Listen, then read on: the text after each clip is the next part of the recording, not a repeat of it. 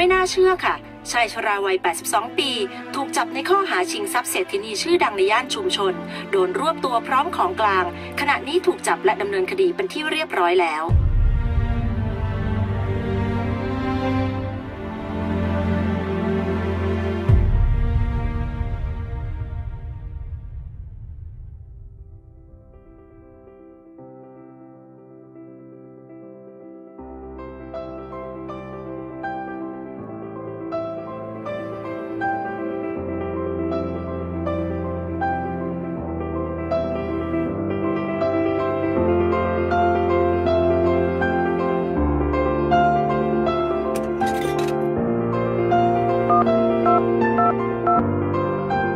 ฮัลโหล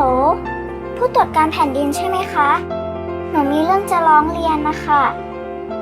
คือเป็นเรื่องของคุณลุงพอใจอะค่ะ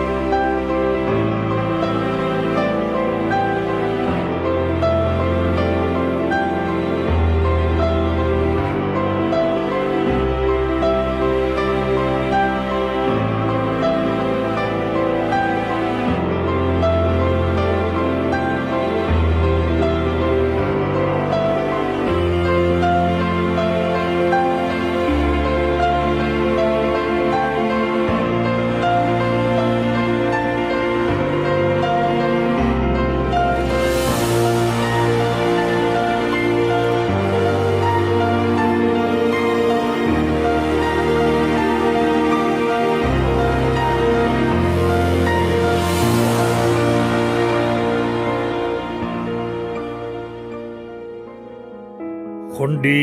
ทำให้คนอื่นดีได้หมายความว่าคนดีทำให้เกิดความดีในสังคมคนอื่นก็ดีไปด้วยถ้าคนดีเข้มแข็งในความดีจะทำให้คนเลวมาทำให้คนดีเป็นคนเลวยากสำคัญอยู่ที่ความเข้มแข็งของคนดีพระบรมราโชวาทของพระบาทสมเด็จพระเจ้าอยู่หัวเนื่องในวโรกาสวันเฉลิมพระชนมพรรษา